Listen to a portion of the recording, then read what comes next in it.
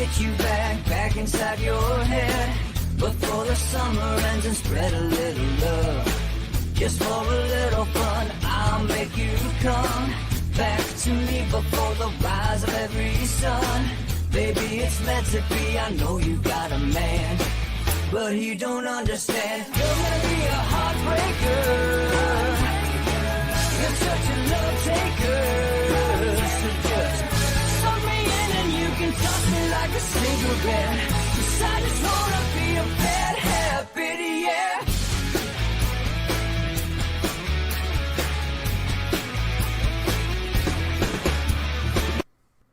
Welcome to Inside the Numbers with the People's Pundit, and now here's your host, Rich Barris. Folks, welcome to Inside the Numbers with the People's Pundit. I am your host, Rich Barris, the People's Pundit. All right, real quick before we get into this, remember this from Friday? Hold on 1 second. Hold on. How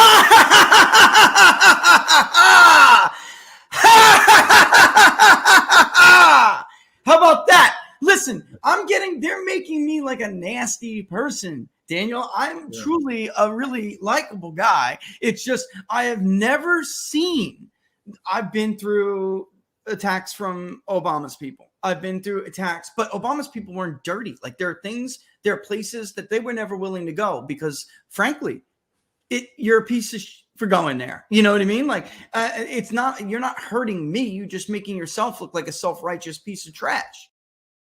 Yup, pretty much. So, listen, anytime the former president tweets anything you say or you come at somebody's narrative, they don't like it, but there are, I feel like Republicans are like dying to self-sabotage. Like they're on a kamikaze mission where they want to tear each other apart, tear anybody down that they think they can, just in order, like, you know what, I'm just going to burn it down if I don't get my way or something.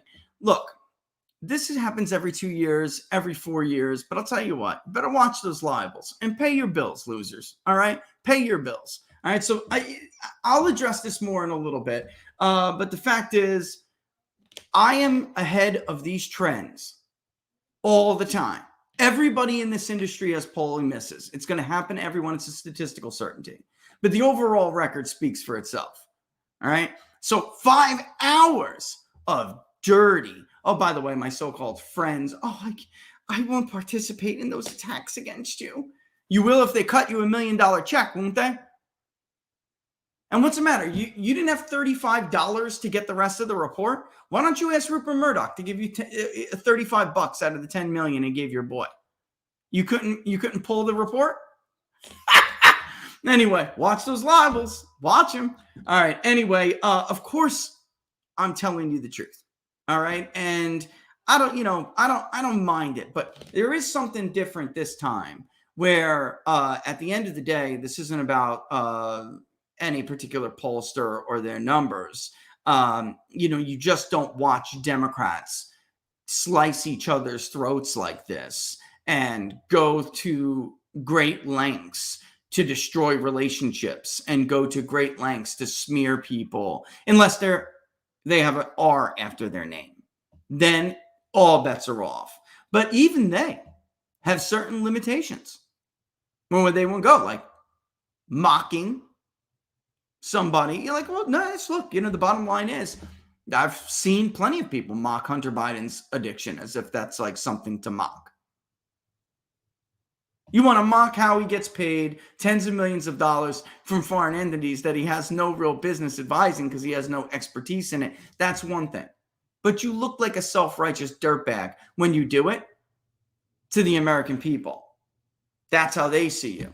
And that's why you can't win Wisconsin. That's why you cannot win Pennsylvania. That's why you cannot win Michigan. And I feel like a lot of people are coping very hard at this point, dealing with the fact that maybe things weren't the way they saw it. And that's fine. That's fine. But if you think you're going to bully anybody into submission, that's not going to happen. All right? And John, pay your bills. You're the reason why Big Data Poll has the pay up front policy. Pay your damn bills. All right. So this was on Fox and Friends this morning. Let's rock and roll here. I want you to listen to not me, but the voters that they interview after showing the poll.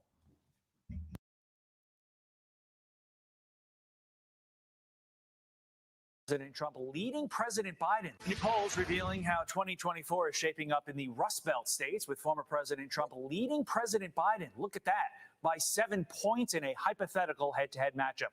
But if the race was between Biden and Florida Governor Ron DeSantis, the results are the other way around, with Biden topping the Florida governor by almost 4 points. All right, let's bring in the voters. Noreen Johnson is from Pennsylvania. Mary Josephine Generoso's from New York. They join me now. Great to have you both here. Noreen, why is Trump Pennsylvania crushing everybody in the Rust Belt states? Well, I don't know if you remember when he was in the White House, but let's just say our country was a different place to live. The American dream has been lost by not only sending jobs overseas, but by the inflation numbers and so many other factors that Trump really brought to light and improved to make this country a place that we actually want to be proud of again.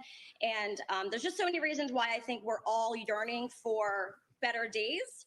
And the reality is that when Trump was in charge, better days were here. So it's no surprise to me that those poll numbers are what they are. And I expect that regardless of who the Republican candidate ends up being, I do expect that we will see those numbers only go through the roof on the Republican side. Okay, that's All right, let's pause that there because I want to show you something. Wayne, I'm considering bringing back the Rust Belt poll and more like, and I'm talking about frequently, all the time. And look, this is a big part of the reason why this happened and all this, these attacks went on because, obviously we weren't the only ones, but we were first. And sometimes that's what it takes to be first. But it really hit the electability argument that Team DeSantis was trying to push before they get into the race. And if you're listening to Miss Johnson there from Pennsylvania, I want to show you the difference here between what the Rust Belt looked like in 2020 and what the Rust Belt looks like now.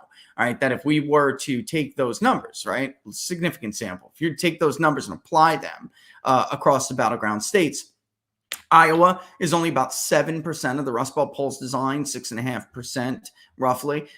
So sometimes when you're dealing with samples that are smaller, Iowa's very difficult to poll. When you're dealing with samples that are smaller, there can be something weird. So Biden looks like he's doing a little bit better. So you have to take those undecideds, allocate them, and we'll talk about what it would look like if you did that. And this is going to be, I'm just telling you right now, get ready for Big Mad, because this is what it came down to. And yes, other people subsequently came in and obviously validated what we found. But part of what that voter said, I think part of that, she's right, which is the polls that you were seeing put out they're push polls. They're campaign push polls, super PAC push polls. Sorry. Hate to tell you, thought you were going to scare me or something, and I was going to stop saying that. They're campaign push polls. They're the only ones finding it. ABC News, Big Data Poll, Emerson, Rasmussen. I put up 8 polls on Friday or Saturday.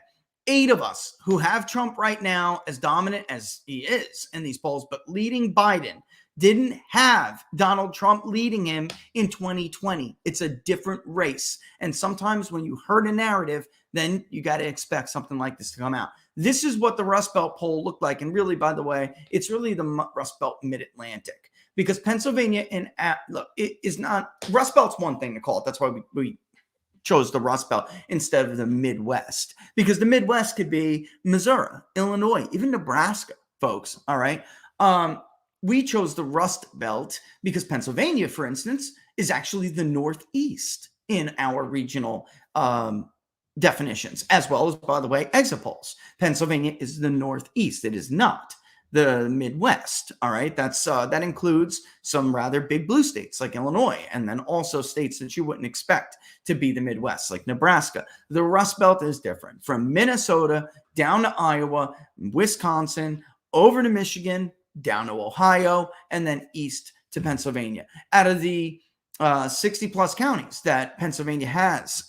They are, 50 plus are Appalachia counties. So there is a big Rust Belt element to it. But this is what it looked like in 2020 in our final Rust Belt poll. And by the way, I was wrong about something I tweeted. Biden was up 5 among registered voters in the first Rust Belt poll for the Epoch Times. Among likely voters, he was like up 1. It was essentially tied. And that was because of extreme enthusiasm gap, right? Which Democrats made up with mail-in votes, as they did in 2022. All right. This is what the Rust Belt looks like now. This is not 2020. This is 2020. This is 2024. So that big gap that you see for Trump, it means Wisconsin, it means Michigan, it means Ohio, it means her state, Ms. Johnson's state of Pennsylvania. Even when, and I know what people say, well, what about the fortification, Rich? What about the fort? Look, when we had Oz down by 4, all the way to when we finally had Oz slightly up by 1.2, something like that. Does anybody remember 2, something like that? And then Fetterman won by 2. Trump was still up by 7. When we had Tim Michaels, and he was up a little bit, but a lot undecided, and obviously lost those undecided. So we didn't have a final Wisconsin poll, but we had Johnson up, and then we had Michaels up as well, but he was up because I think it was like 42-41 or 42-40. All right. Still showing a very consistently close state of the race. You still had Trump outperforming Johnson by 3 points. So even if, what happened there? Why is that? Well, a lot of that, even for some of them like Herschel Walker, we had up by 1 in the first runoff election. We still had Trump up by 10 or 11 in Georgia. So some of those votes didn't materialize. They did not show up, but they would show up for a presidential election. That's absolutely going to happen. Now, DeSantis, those other polls that I keep bringing up, to them telling you to dismiss them outright, those are high interest polls. There is insufficient name recognition at this point. If you just say a generic candidate, and maybe at one point, this is where I'm going to take issue with what I think people are saying. At one point, I think DeSantis, and he was even higher in our polling, he fell 4 points this month. He was a generic Republican 2 months ago. Somebody other than Trump, but a generic Republican running against Joe Biden. What happened? He got scrutiny. He's not as generic anymore. We're not the only ones. Look at the Harvard-Harris poll. His favorability rating took a hit. There's going to be, and I think a lot of it is more even than what DeSantis himself is doing. He's not helping himself at all. But what he's allowing to happen. His influencers, his consultants. There is a huge chunk of the Republican vote that right now is telling us they will not vote for Ron DeSantis. They loved him 2 months ago. Why? Attack, attack, attack, attack, attack. Smear, smear, smear, smear, smear. Distort, distort, distort, distort, distort. People don't like that crap. Well, Trump does it, Rich. Okay, then why would they take anything other than Trump? Why would you think, and not even why I'm asking that, why would you think that they would take anything other than the man? If you're purporting to be something better than the man, then you needed to be something better than the man.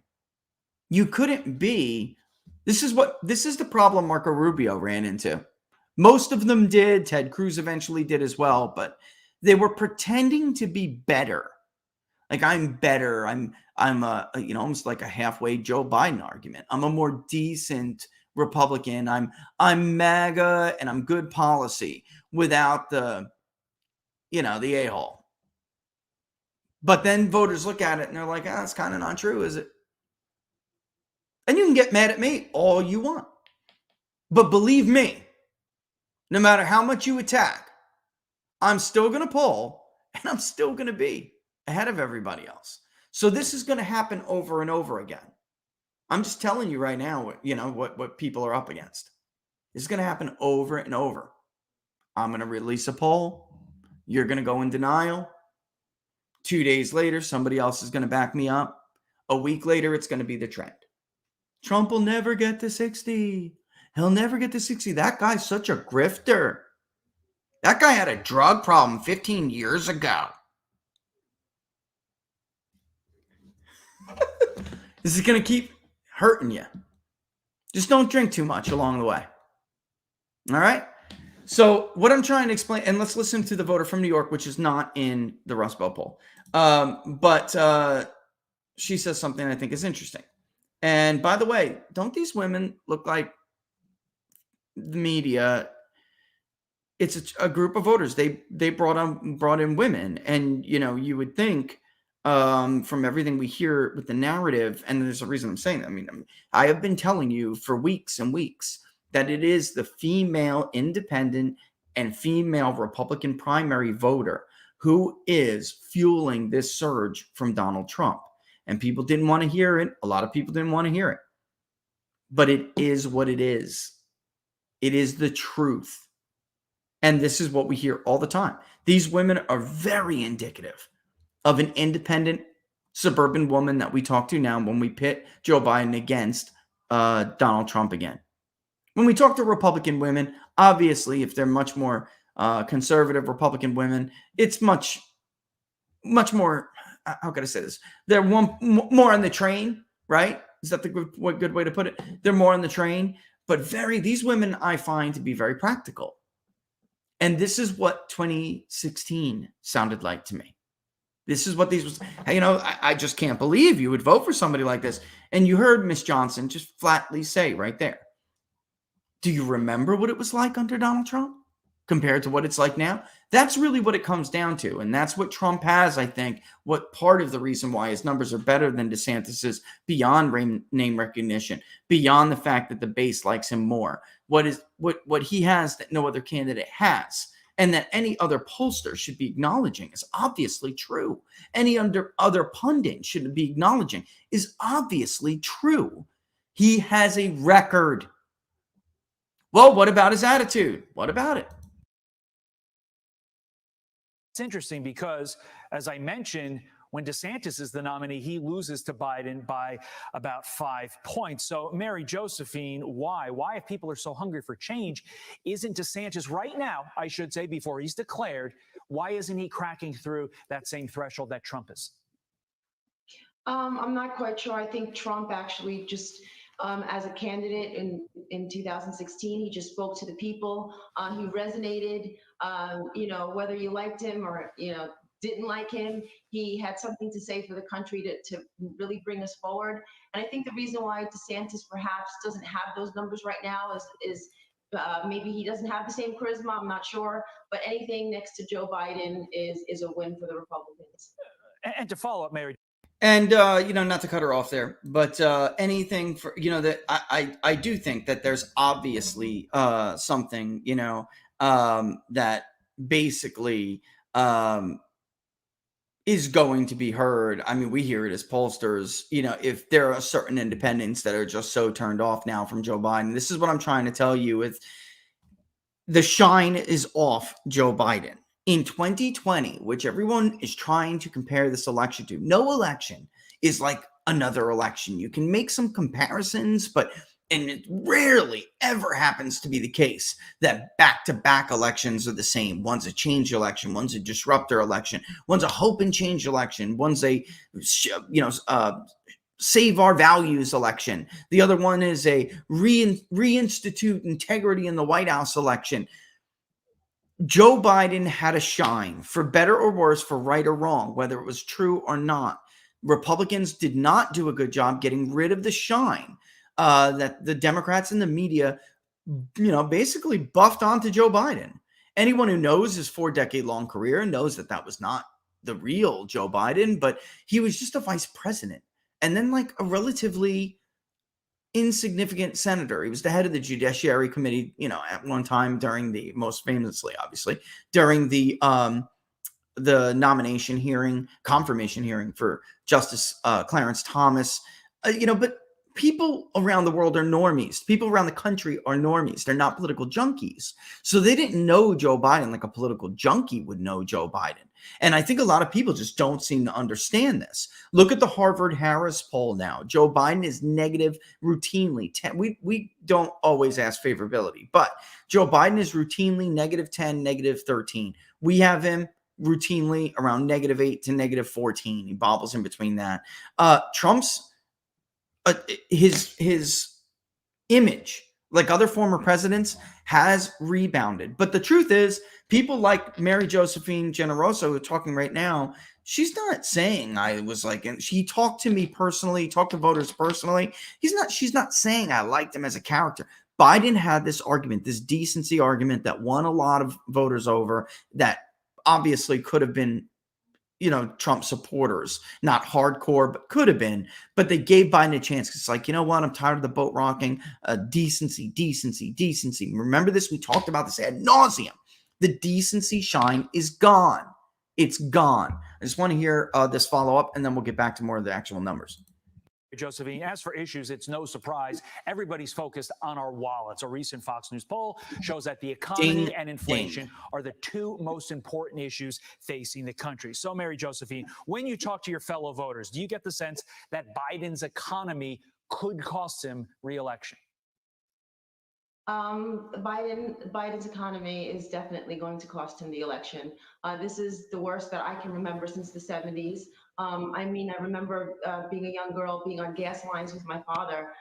This just to me feels a lot worse. It was scary then. It's much scarier now. And we really need somebody who's going to fix the economy and bring us forward. And, it's at this point, it's anybody's game. And it's definitely not Biden's.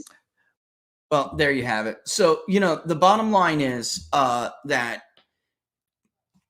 Republicans in general, but Trump doesn't have to win back. All of these women in the suburbs that Republicans have been losing for decades. This is a problem that predates Donald Trump, whether people want to admit it or not. Here's Arizona.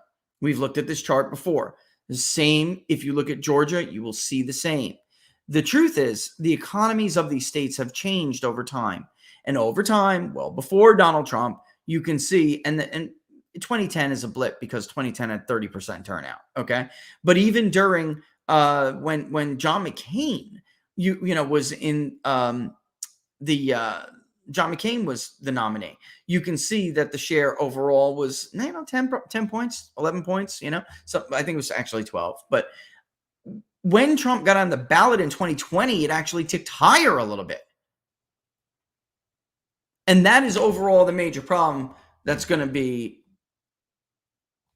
this like anvil around the neck of non-Trump candidates and their supporters, that they're struggling to explain this. And they thought they were going to have the electability argument on their side. And now all these polls are coming out and showing, in fact, they do not. They're going to have to explain eventually this number of vote that simply they cannot get out without Donald Trump. And as Barnes, my brother in arms, man, I can't tell you how much I love Robert Barnes. All right. Immediately comes to the defense, personal smears because you can't beat the guy's record, personal smears because you can't deal with him intellectually. So you have to reduce yourself to smears and libels. And by the way, that's a warning in case nobody knows. The fact of the matter is, the man won a handful of states that Republicans have not been able to win in the modern era. In the modern era. And he did it because he, first of all, crossed over in other ideologies. That's number one. So he was able to win a not so insignificant share of progressives who will never vote for a regular Republican or a non-Trump Republican at this point. They voted for Bernie Sanders. They voted for him in the general. They voted for Bernie in the primary. They voted for him in the general. No other Republican was going to be able to do that. No other Republican has shown any evidence that they can do that. And again, we've said this over and over again. A gubernatorial election isolated in one area of the country that has been shifting to one side, one party for years now is not evidence that they're going to do better in a completely different region of the country. Why, folks? If that's true, Do we show you as pollsters and as exit pollsters and as political pundits and forecasters, why do we show you the difference in geography? If somebody can win easily a governor's race in Texas, George Bush won Texas by 40 points when he was the governor. When he won re-election, he won by 40 points almost. Yet he only carried it by how many? Anybody? High single digits against Gore. That's it. But even still, because he won Texas by 40 points, did that mean he was going to win Wisconsin or Pennsylvania or Michigan? No, it didn't. Different regions around the country, we're a very complicated country, and different regions around the country have different attitudinal appeals. There are certain people in the South who may not like the brass crash talk from Donald Trump. But then, sorry, there are people in Pennsylvania who don't mind at all. There are people in Ohio who don't mind at all. Because if you think Ohio is a Republican plus 10 state now forever, you're crazy. Vance won it by just over 6 points. Now that he has shown himself to be firmly in that wing of the Republican Party, he will win re-election in a landslide. Bernie Moreno just got his endorsement. That is the first key. He'll get the other one. He'll get the big man's endorsement soon. And once he does, Bernie Moreno will be the nominee. Because there are different attitudinal appeals, and that is creating different wings, or not creating, but it's part of why there are different wings in the party. We're polling for somebody right now, and eventually you will see it. I know at least some of it's, you'll see it. You will see this question. Which wing of the party, what brand of Republicanism do you identify with? And in certain areas, you see Republicans, traditional, pro-business, easier on immigration, want to cut Medicare, Medicaid, Social Security, they're budget hawks. You see that wing of the party in some states, and it's getting weaker and weaker no matter where you are, frankly, whether you're in the South or not. And then you have the America First wing, which obviously is still pro-business, but more strict on immigration. And when it comes to social welfare programs, they're not as willing to cut it. They're not willing to, yes, they acknowledge budget issues, but they feel like, Forever Wars is a better place to start with it, for instance. That flies in the Rust Belt. The other brand does not. And that 18.7% is going to cost any Republican nominee the election. And we talked about this, especially if your strategy is to call them cult members and to smear everyone that they think represents their voice. If you think that's your path forward, you are going to lose, like I said on Friday, in spectacular fashion. The truth is, calling them cult leaders isn't even accurate, because a good deal of those people wouldn't even consider themselves to be particularly political people. They're just being called cult leaders because they see the Republican Party and the Democratic Party as really two sides of the same coin. To them, their life has not gotten any better under any difference of, president, whether it was George Bush or Barack Obama. To them, it's like, whatever. They're all the same. They view the political class as a uniparty. And what has the Republican Party done to change their mind or to sway them in any different direction? Nothing. They attack constantly the person they think is their chief defender. And anybody who may be a minority voice in media or alternative media, even hell, a pollster, who may be giving a more accurate reflection of the state of things, gets attacked. That will cause, listen, those people, you're going to have to earn them. They're not just going to show up for you for the sake of showing up. And secondly, as you can clearly see, Pence, Biden's voters, 14.2 for considering another nominee. Pence 15, Trump 16, DeSantis 21. 21. But that 18.7% that says I would not vote at all, that's millions and millions of votes that the Republican Party cannot afford to lose. You can win back a bunch of four-year college people. You can win back some of those post-grads. Republicans actually did pretty well with them in 2022. You're going to win post-grads. You're not going to clobber anybody with four-year college education. You need to essentially use some college and associate along with a tightening with the four college, maybe even win them a few points. Don't lose them by any more than a few, but because you're going to get killed with post-grads no matter what. 20 points. That needs to be a wash. And then you need the working class to put you over. Republicans did phenomenal with the working class in 2022. Unfortunately, there weren't enough of them who voted. They just decided, I would not vote at all. And they stayed home. So, again,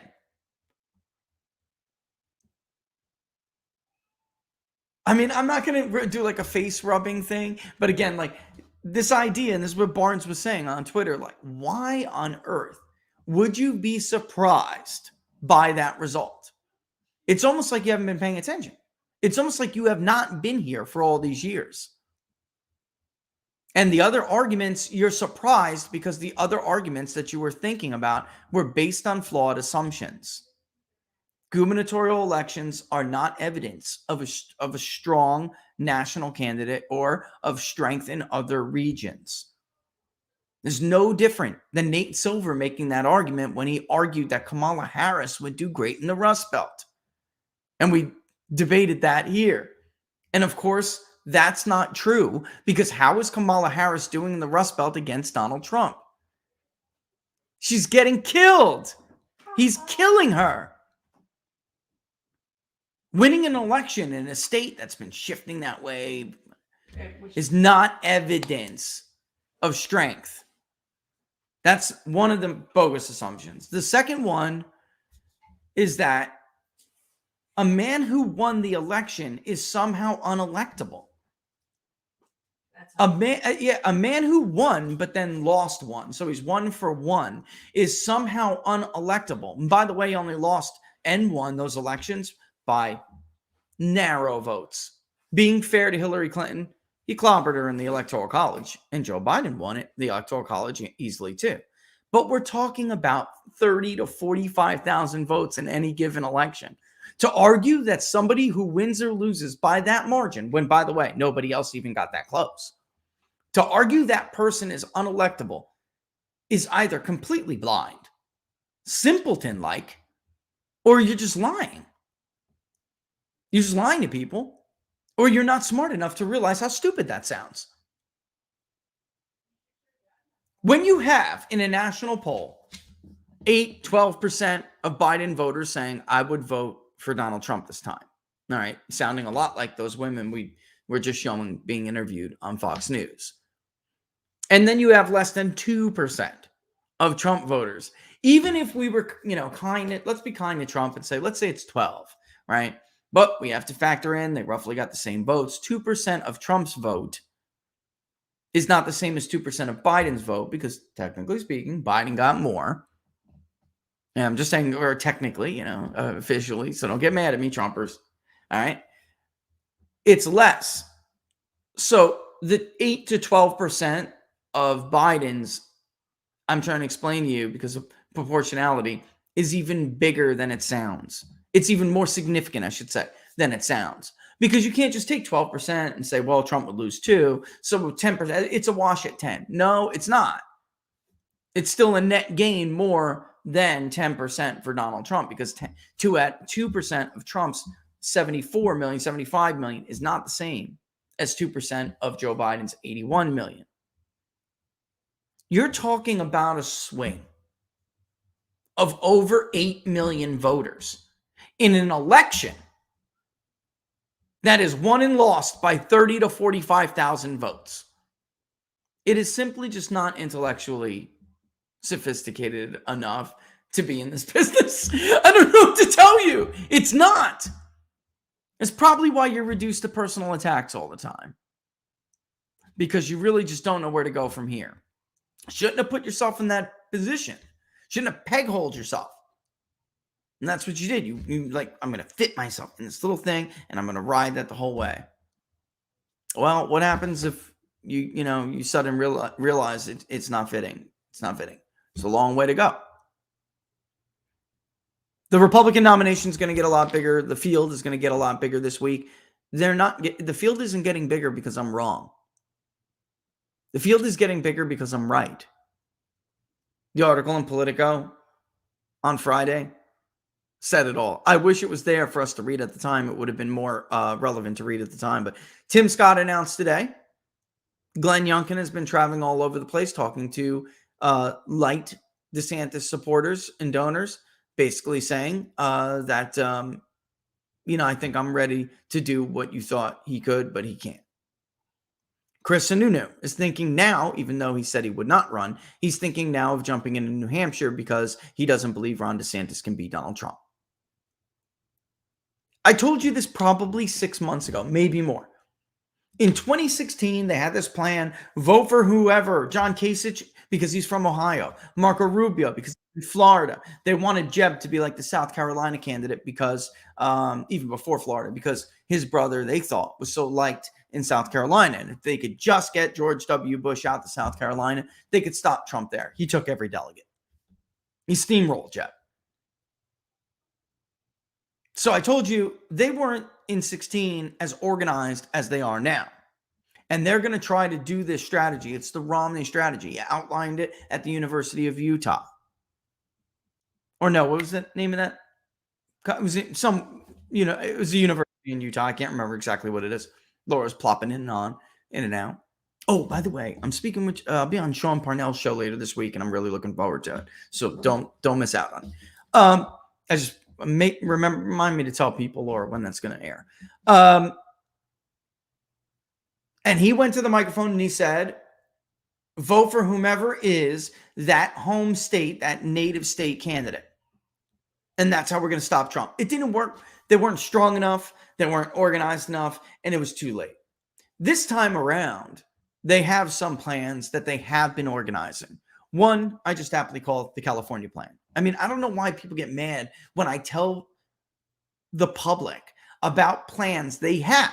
So like, you would only get mad if you felt like you were doing something wrong and you didn't want voters to know, right?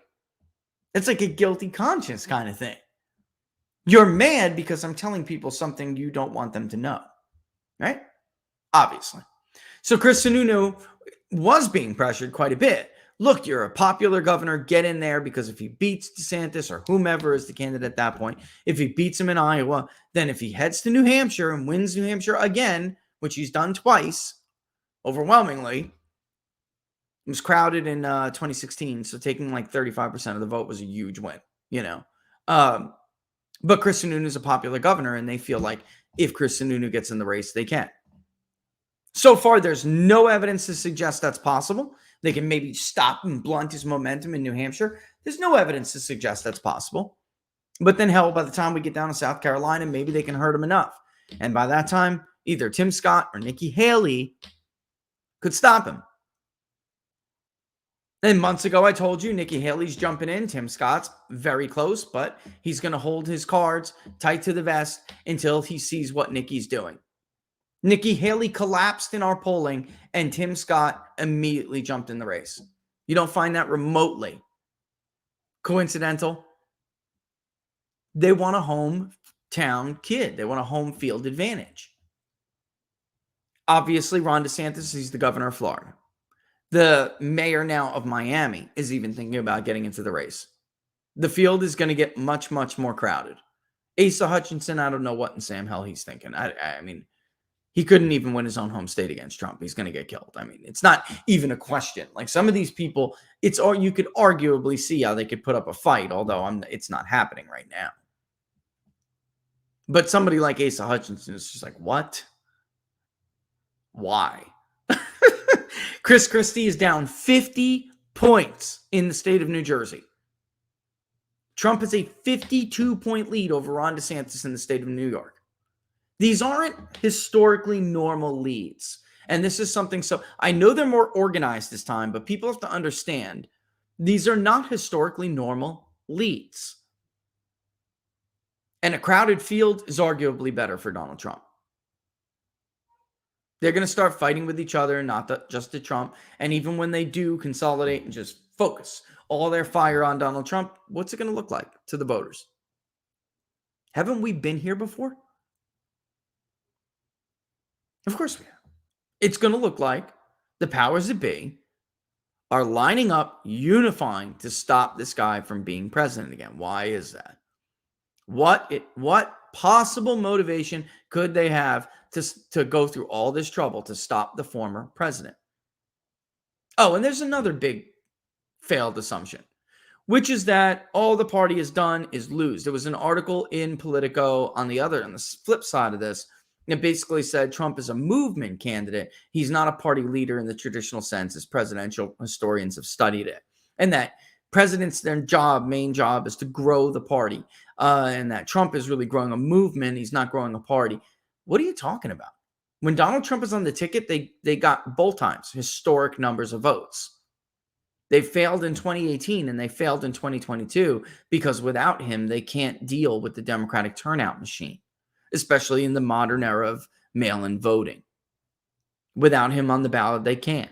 They were blindsided in 2020, and they still almost overcame what was an extremely well-oiled, extremely well-funded billion-dollar operation.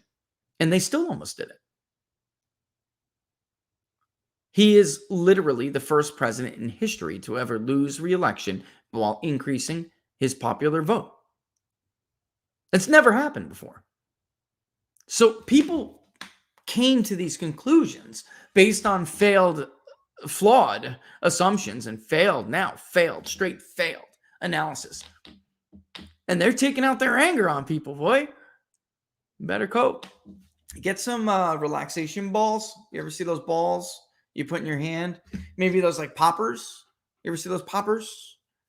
Right? The kids love them. You hold them in there.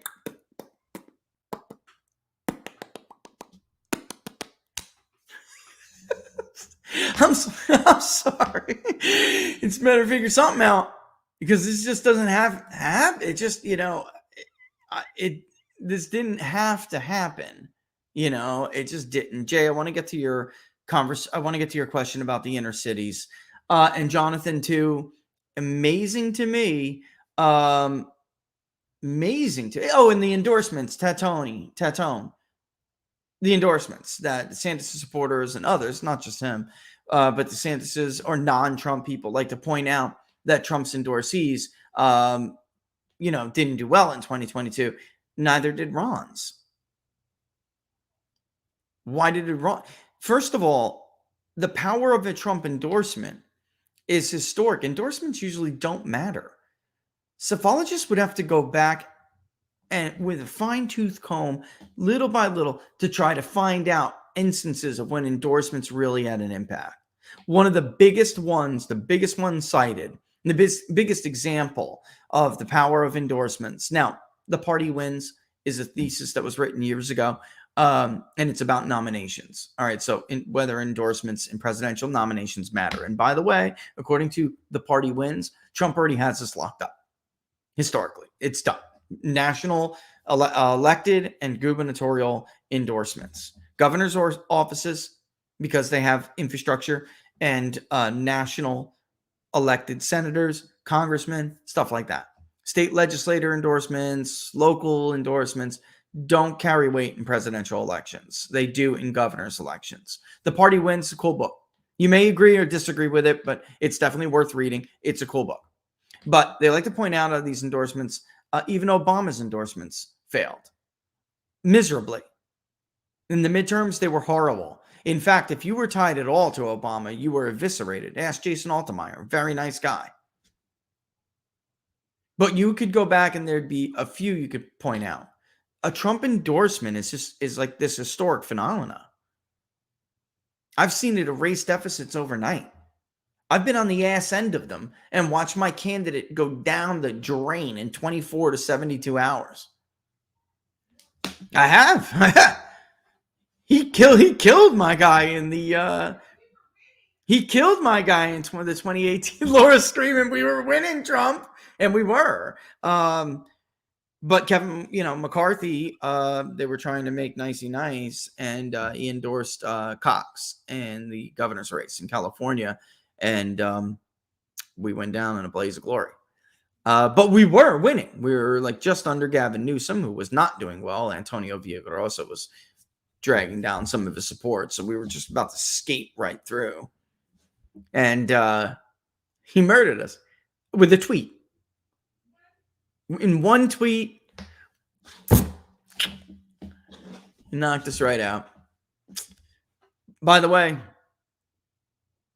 that was like a seriously crowded jungle primary for governor in 2018, and I gave Travis everybody's margin of error, everybody's level of support, well within the margin of error. It was like stunning. Not that I was happy about it, but as a pollster, you've got to tell your client the truth. You have to. You can't sugarcoat it or put out fake push polls without crosstabs, pretending they're doing better in states like Minnesota and they could win states like Pennsylvania. That's not doing your candidate a good service at all. But again, right, as Tatone brings up, they like to bring that up, and in truth, that never really matters. The one instance, and I'm going to say it again, I haven't gotten it, but the one instance is Rudy Giuliani endorsing Michael Bloomberg for the governor of New York years and years ago, when 2000, when Rudy Giuliani left the governorship, the mayoral office, and Bloomberg was getting killed. He was getting killed. Mayor, I keep calling him governor because I keep thinking of that. He should have ran after Pataki, or ran against Hillary Clinton for Senate, because he would have beaten Hillary Clinton in the state of New York at that point. But he went up to the microphone, held a press conference, endorsed Michael Bloomberg, and within 24 hours, he completely changed the trajectory of the race. It was a very late endorsement. There wasn't much early voting back then, so it had maximum effect. And Rudy was so beloved by the people of New York at that point that whomever he said to vote for, they were going to vote for. But that is not traditionally the case at all. Endorsements have little to no impact. So they pretend like this is this big thing when the man basically invented the power of changing the trajectory of a race with a single endorsement. Nobody has been able to do that. Rasmussen has polled this. The power of a Trump endorsement is a phenomenon. It is not at all normal. So they want to hold him to different standards all the time. And when somebody like me comes around and says, listen, historically, that's just not true. You're wrong. And it's unfair. You're being unfair, like the liberal media likes to be unfair. Then they flip the hell out like children. But the fact is, nobody's got that power.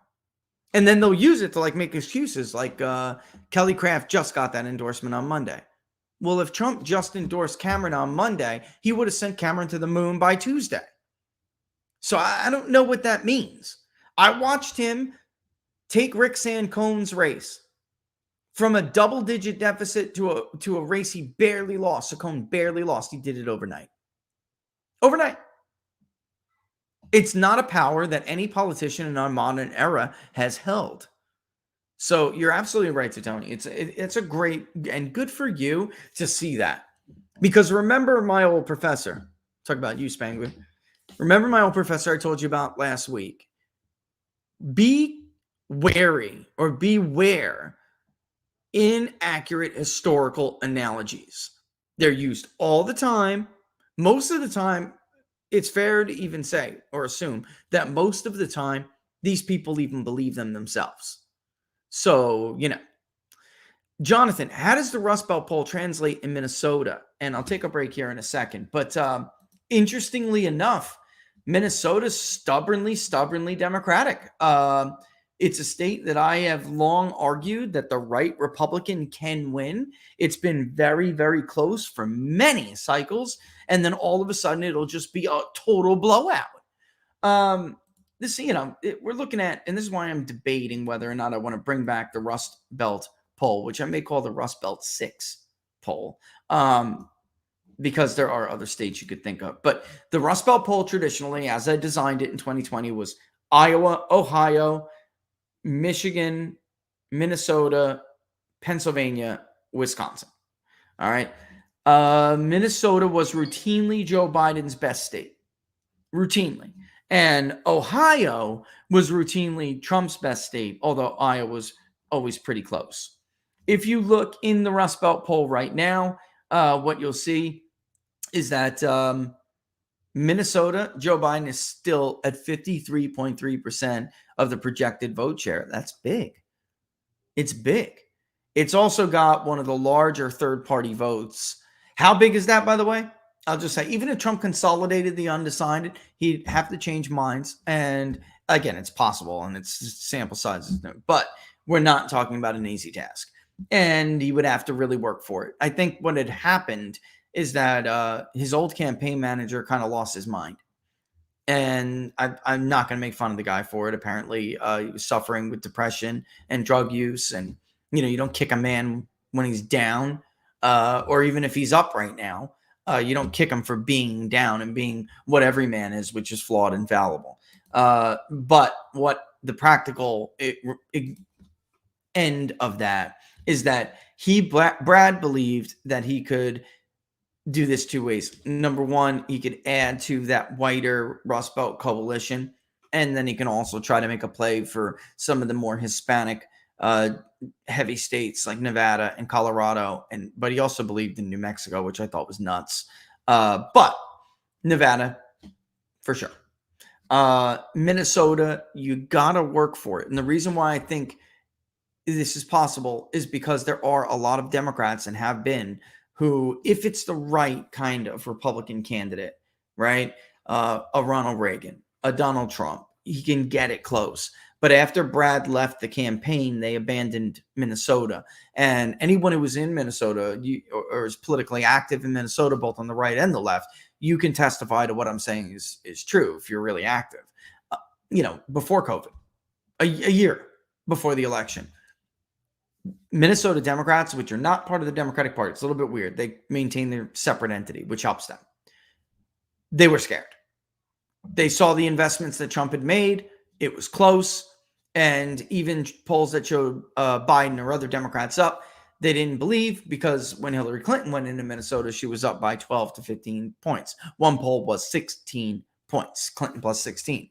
At the end of the day, she won by 2.1, 2.2, something like that. 2.4 the most, but it was 2 points, which we had 2.4, by the way, for posterity. Clinton plus 2.4. And they were worried that he was going to chip away, even with Ramsey, Hennepin, all of those counties where they talk about the white female educated vote, which is, by the way, dishonest, because the suburbs are not as white as they used to be. Like, the share of females in the suburbs that is white has declined greatly over time. So it's not the same suburb as Mitt Romney, or John McCain. It's not. It's a harder to win suburb for Republicans. But anyway, when you look at Minnesota, particularly, they were still worried that would not be enough if he did much better in the southeastern part of the state near Olmsted. And then also they really lost control of the Iron Range. So they put the screws to union people. They really got in the backs of the National Party. And then that, in combination with vote by mail, in combination with the Trump campaign just abandoning it, it was a Biden plus 10. It went from Hillary plus 2 to a Biden plus 10. I still think the formula for a Republican to win Minnesota is absolutely there. I do. But you really are going to have to give that puppy time, attention, and it's not going to be easy. But anyway, Biden is in Minnesota, in the Rust Belt poll we just put out, Biden is at the same level of support that Trump is at in Ohio. All right. The difference is Trump has a higher level of support in Minnesota than Biden has in Ohio. All right. So when you're talking about sampling errors, it's a lot easier to see a miss in Ohio, a sampling error miss in Ohio. In Minnesota, and that state be much closer than anticipated than it is to see one in Ohio. Ohio is just, and it's a larger sample, by the way. Minnesota, I believe, is about 12 and a half overall Rust Belt vote share, whereas Ohio's in the 20s. Pennsylvania is 25, about a quarter in and of itself, and Trump has a pretty nice lead there right now. And he's above 50. He's at 50.3. So very interesting. Also interesting, and maybe this is sampling errors because the sizes are smaller. Trump is ahead in Wisconsin, but it's a smaller lead than it is in Pennsylvania. And I can't help but to wonder if you allocate the undecideds, and that's why it looks like this, by the way. Let me just put that back up just so you can see. You would clearly think that there would be a little bit more darkness between in Wisconsin, but given these numbers, but that's why there's a much bigger chunk of the undecided vote, and that could just be noise. It could be statistical noise. In truth, I don't know, but eventually we will find out, because I am seriously considering, a lot of people, we had asked this question: do you want to do state polls? What do you want to do? And there was very clearly more interest in doing state polls than national polls. Unfortunately, you cannot abandon your trend. So we had started a national polling trend. Once you establish it, which we have now, we can't abandon it. So we need that. So what can we do? And I thought, well, let's just oversample some of these battleground states. The Rust Belt poll is a really cool idea. So kick it around. Let me hear your thoughts. It is more relevant to the general election than it is to the primary. Trump's lead in the primary in these states is significant. So, I really think it's more important to look at the Rust Belt poll in the context of the general. So maybe we'll do a quarterly one until we get closer to the election, and then we'll ramp it up. Because I do think, even though we polled the states individually as well, the Rust Belt poll gave me a really good idea of where things stood when we were looking at the election 2020 public polling project, right? And you remember that map, which was a pretty damn good map. Super proud of that work. Let's take a quick break, and when we come back, we will look at, if I get it up in time, we'll look at another trend, and we'll finish listening to those voters as well, because I think it's important to let them have their say. I do. All right, here we go. Up on the screen. Look, folks, authorities fear extremists are targeting the U.S. power grid.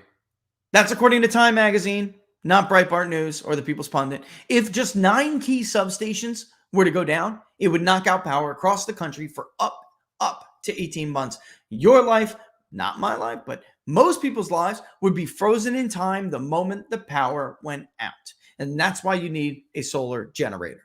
The new Patriot Power Generator 2000X is portable, but it's powerful enough to power your phones, medical devices, even your refrigerator. And right now, you can go to 4patriots.com and get one for 10% off if you use the code TPP10 at checkout. This code is for your first purchase only, of course. That's 4patriots.com. Use the promo code TPP10 to get your Patriot Power Generator today. And while we're at it, let's talk about our friends at Jam and Bean.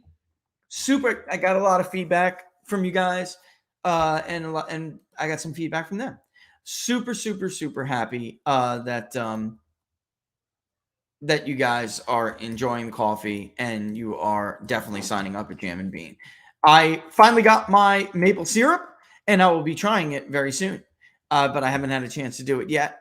Let me know what you think. I love seeing your feedback, guys. I am actually surprised, but there it is right there. It'll tell you what, it's called Gold, and that's probably a good name for it. It is not like a dark, I think in certain Vermont maple syrups, they're very dark, very molassesy like.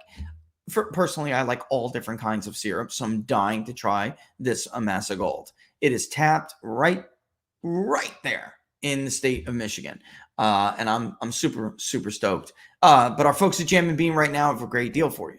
If you use the code TPP40, when you sign up for a new subscription, new subscription, then you will get 40% off. Plus, you will still get 10% off for being a People's Pundit viewer and listener. All right, so go to jamandbean.com, JAMN-bean.com, and sign up. Whether or not I got some new roasts to try too, by the way. I got to grind those puppies later. Whether you're like, I like both. Then if you're like me, where sometimes when you have time, you want to sit down, grind the bean fresh, brew it, smell the delicious nectar of the heavens, or sometimes you're just too tired and you need a K-cup, which is, I'm telling you right now, the only full medium roast, the only full true bodied medium roast K-cup on the market. Then Jam and Beans, you're definitely your place. Jamandbean.com and use the promo code TPP40 at checkout. Laura, I'm going to start giving you my phone when I'm on the show because the bing, bing, bing, bing, bing, buzz, buzz, buzz, buzz. No, because you can't, because you never pay attention to the private chat. So I need you to keep your phone. That's not you, though. Maybe I'll mute everyone but you during the show. That sounds like a plan. I like that. Cool. Okay. But I am paying attention to the private chat, and I'm going to get to it. I am. They got some great ones in here today. I'll just say off the bat, though, I don't know the deal about Kellyanne working for Trump. I'm not sure what's going on there. So as much as I'd like to give you an answer, if I don't know what I'm talking about, I'm just not going to say it. I haven't talked to anybody in or out of Trump world about that. So I simply don't know. Did they announce that Kellyanne is working for him again or something? And that would be interesting because, of course, Kellyanne Conway, who should have been given so much more recognition in 26, she's the first female campaign manager for president to preside over a winning candidacy. You would think that would be a big milestone that the media and the left would want to talk about. Congratulations to Kellyanne Conway, the first female presidential campaign manager, the first successful female presidential campaign manager. But they didn't give her any credit. Who did they give credit to? And no offense, Kellyanne, but the fat slob of a husband who has no notoriety whatsoever, who's sadly, in any other, you can have your opinion, but folks, in any other parts of the world, before Laura started working for me, I didn't always like her bosses. I don't know. Maybe it's just me. I don't know. But I just feel like you were putting your wife in a terrible position if you're acting that way and talking that way about your wife's boss. So yeah, I'll read the comments while the thing's going on, but I don't know. I don't know. I would never do that. I wouldn't want to put my wife in that position, All right. Let's finish up with listening to these voters, these female voters, and we will get back and answer some questions. We got a new entrant in our game here. Let's deal in Roseanne Espino. She's out of Missouri. Roseanne, thanks for joining us. When it comes to illegal immigrants, people are not very happy with the president, and these numbers really bear that out. 60% of voters think that Biden's treatment of illegal immigrants is not tough enough. Look at that right there. So what do Rust Belt voters think when they see us doing everything to accommodate the migrants and, quite frankly, nothing to accommodate the American citizen? Well, it's terrible. Look at the whole situation in New York. They're bringing these immigrants in by busloads, and they're housing them in the school gyms, the city school gyms, while the kids are going to school. Here in Missouri, you can't even volunteer at school without having a background check. And they're living in the gyms with one bathroom. And that's crazy. And all this leads to just a general sense as to, I actually didn't know that. That's atrocious. I didn't know that. And I'm sorry for parents. Being a parent myself, I'm sorry for you guys having to put up with that. That's awful. Country safe and secure. And Noreen, I want to go to this poll before we let you go. Over half of voters disapprove of Joe Biden's performance when it comes to national security. So, Noreen, do you feel safe in Joe Biden's America? Oh, 100% no. I mean, I can promise you that all of our biggest and what used to be best cities, specifically those run by liberal mayors or governors, you know, we've got major problems in those cities now with violence and crime, and the list goes on. Law and order is not this guy's priority. Let's just be honest about that. But yes, just as our previous guest mentioned, there is no doubt that pouring illegal immigrants across the border, bringing more crime, more drugs, and more issues and more problems is not helping our country to be secure or safer by the minute. So we've got major messes on our hands here. Roseanne? I want you to listen particularly to Noreen and the other voter from New York, or did listen. We're done. I just wanted to get to that point. Did you hear how she finished that sentence? Again, attitudinal upheaval. Okay, so some of the things that are so off-putting to the ruling class about Donald Trump and how he speaks and how he talks, how he emphasizes things, right? And they think like, dude, you just said that. Like, that's how many of these people, particularly in her state, that stuff just doesn't bother them. And while she is a Republican primary voter, I would say 1 out of 3 probably are closer to what those voters that we were saying are like Trump and bust voters. All right, so because I want to hit Ukraine, before we get to that, let's ask more about this. Would 2024 be the year for Trump to campaign in the inner cities? Oh boy, what a great question. Let me get something up. The answer to that is absolutely 100% yes, Jay. And by the way, I would consider doing that even if I was running the primary. There are a lot of Republican primary votes in urban areas. Trump's strength in urban areas comes from his ability to win non-white, non-traditional Republican voters in urban areas. He does still do well with those Republicans that are base Republicans, but that's where he tends to lose some of like the Bill Kristol vote, the Jonah Goldberg vote. They'll vote for Ron DeSantis, no problem, but they're the 21% of Ron DeSantis's voters who say, I'll vote for Ron DeSantis, maybe even, somebody else, but I will not vote for Donald Trump. Now, the good news for Trump and Trump's movement is that's not as big as the media makes it out to be. 20% of 15% or 17%, whatever you have them at, whatever poll has them where, is between 30 and 34, 3 and 3.4% overall. It's not that much. All right. So the ability for Trump to do, for instance, 5, 6, 8 in some of these Rust Belt states, higher than other Republican candidates in urban areas. By the way, Georgia's a great example.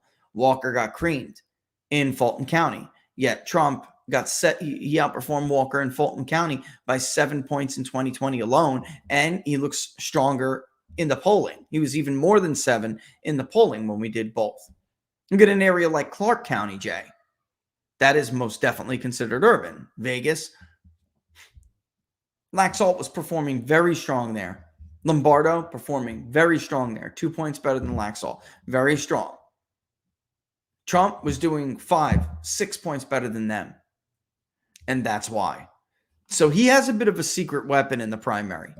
All right. And if he can get them out, then I think you're going to see some of these races, if this, obviously the state of the race stays the way it is, like if the primaries were being held right now, because I do think the numbers will change somewhat over time, but I cannot stress enough how we're not talking about past primaries. This lead is historically large. All right. It would be the difference between whether he wins some of those states by 15 points, let's say, or he wins them by like 22, 25. Cameron, by the way, is a great example in Kentucky. Cameron did much better in urban areas in Kentucky than people thought he would do. He just did, and he did better in their suburbs. That was the difference between Cameron winning by 17, 18 points, like the last few polls showed or suggested he would win by. One was 8. That's the difference between that and 25 points. Or Kelly Craft was only 12 points behind him in the final Emerson poll, I want to say. She got blown out by 30 points. There's a lot of votes there, Jay. A lot of votes. Tremendous, tremendous number of votes. For instance, in the Rust Belt area, while Trump's over 60, he's dominating in the primaries. In urban Rust Belt areas, he's at 70.2%. That's more than the suburbs. It's a big lead. It's a big lead. And that's why. Now, he gets them out, it's going to be lights out. And why would we, at this point, after everything we've seen, why would we doubt that he would get them out? You'd have to be a fool. An absolute fool. Member for 6 months, basic. Thank you. Ammo is currency. Massive exodus from Washington. I know a dozen families who have left since COVID, and my family is leaving next year. Yep, absolutely. State-to-state migration is changing the map, too. It changed the Electoral College. It made it easier for a Trump-like candidate to win. It's a lot easier for Trump to win in 2020, folks, than it is for him to win in 2016, theoretically. It is. Now, I'm talking about not even theoretically, mathematically. Theoretically, you could argue it's harder because he's running against an incumbent president, but I think those rules are kind of out the window these days. The advent of mail-in voting, the polarization of our country, the historic failures of this presidency, which was voiced by those voters. That being said, they still will harvest a ton of votes. It will most certainly be easier for Trump to win, even if you consider the mail-in vote infrastructure. It's still easier for Trump to win in 24 than it is for him to win in 2020. Why was Trump asked to denounce white supremacy over and over again in 2020? Because the media wanted to paint him as a racist. At least they were afraid of his non-white support. That's why. But it cuts two ways when you do that. You hurt him with that educated suburban woman we hear all about because they feel like I am not a decent person if I support somebody who refuses to denounce white supremacists. It cuts both ways. It's like we used to call it the Rauner effect. Rauner campaigned in urban Illinois.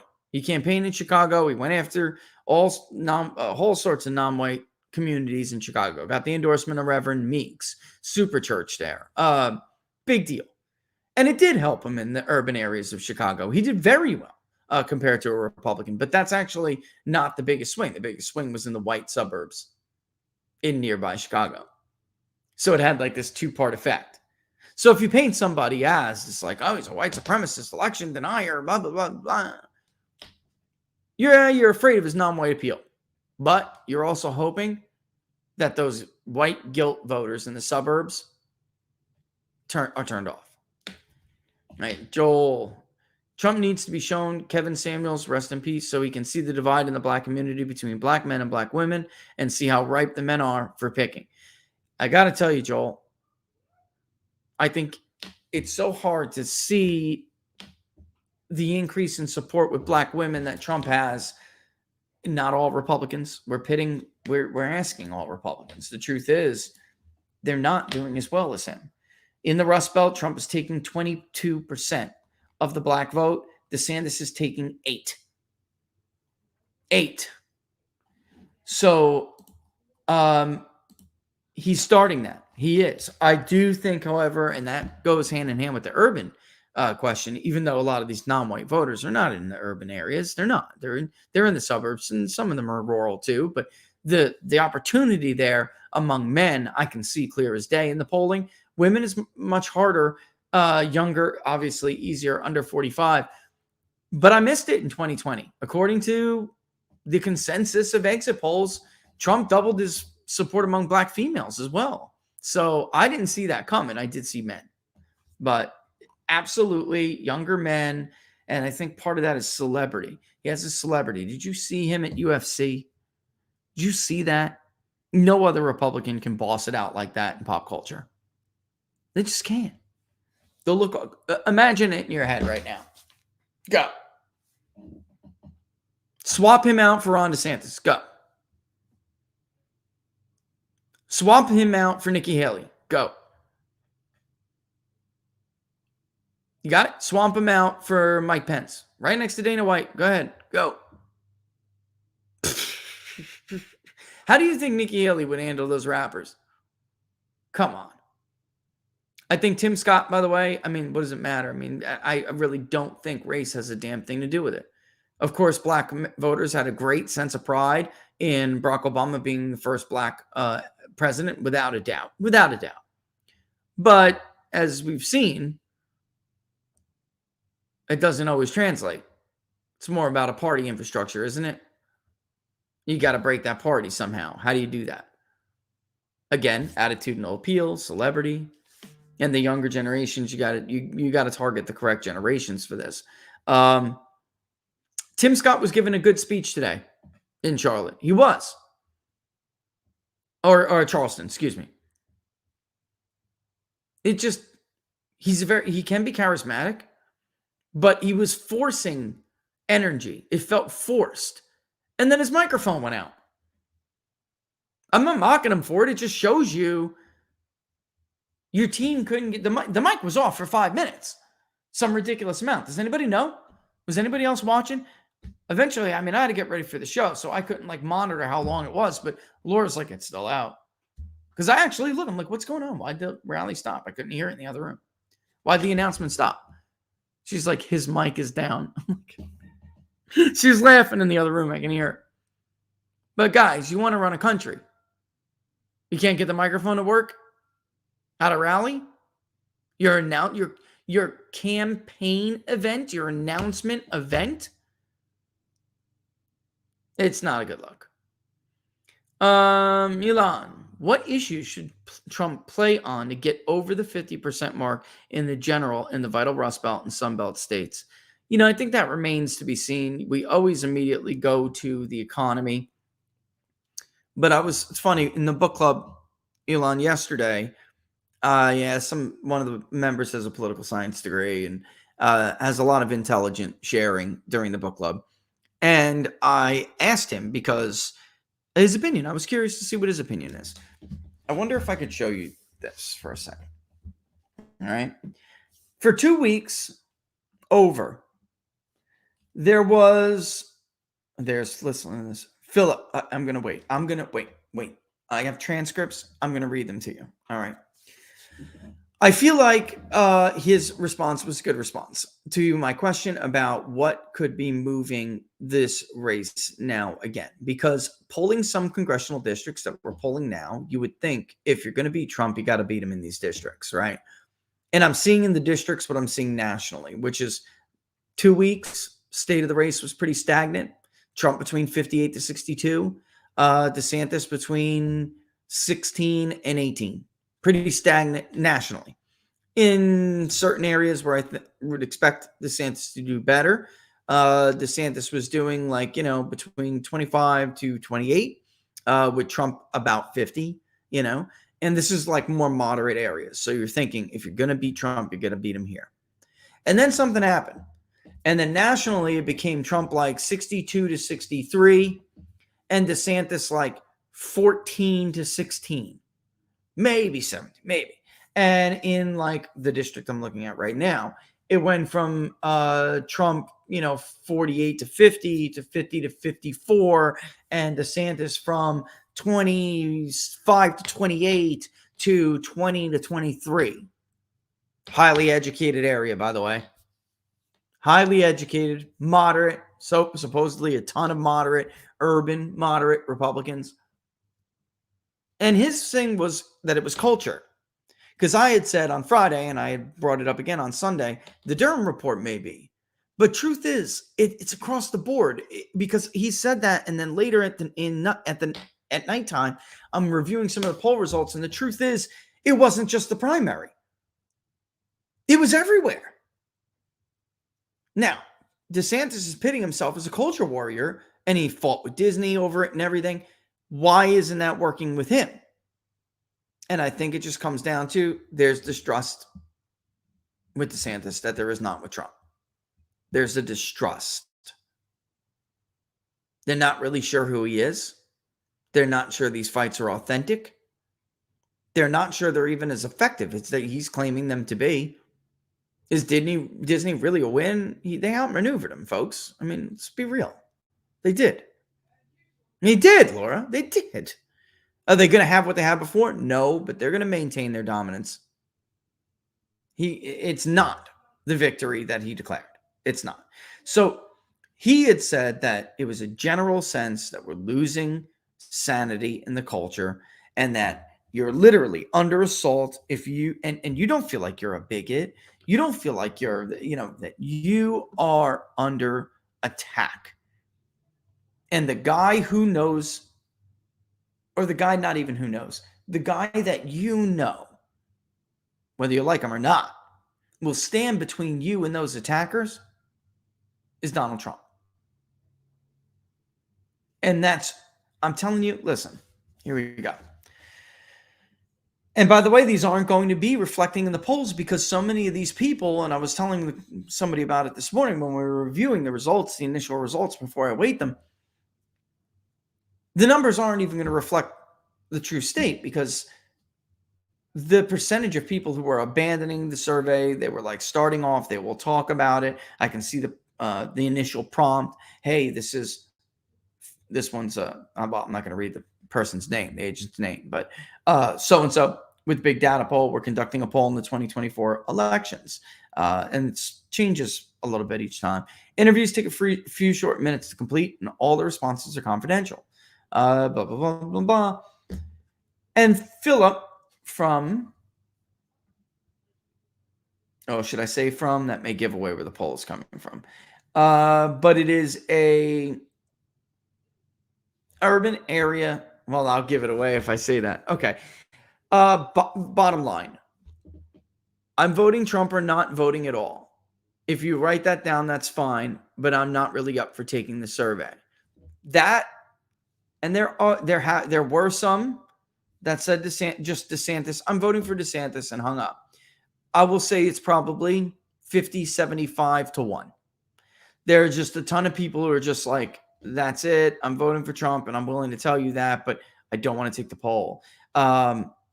It's just unbelievable. This person, Laura, did I tell you about I'm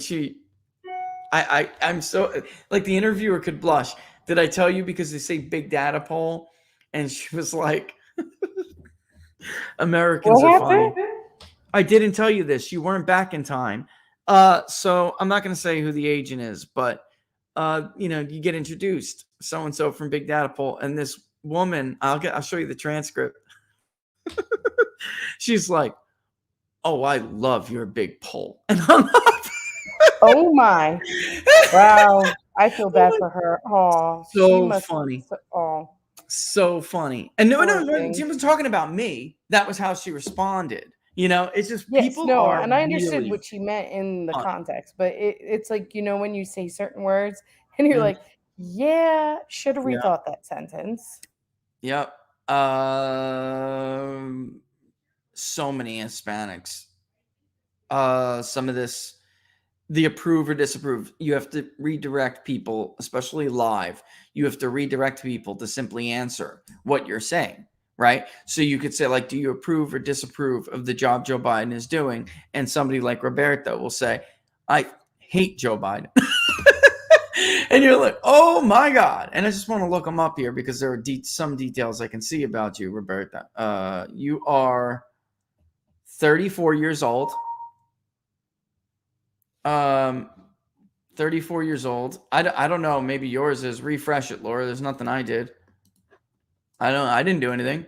No, you came back. Back. I think the video bottom to the right is freezing you. Okay, I'll get rid of it. And you're also very blurred. All right, I'll get rid of it. People should also know there is high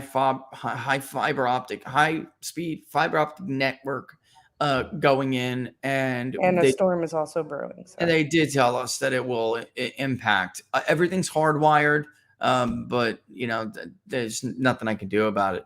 Hopefully, you guys. I'm telling you, I'm pretty excited about it. There'll be a new set soon, and the cameras should be crisp as crisp can be, because things change, and as things change, you really have to keep up. But yeah, what do I think of Trump hitting DeSantis on warp speed? Okay, that's a good question. I tried to explain to people over the weekend why this is not a good move, and he doesn't want to listen because they're just angry. But it's not a smart move to do that. It's not smart at all. And let me see if I can find it.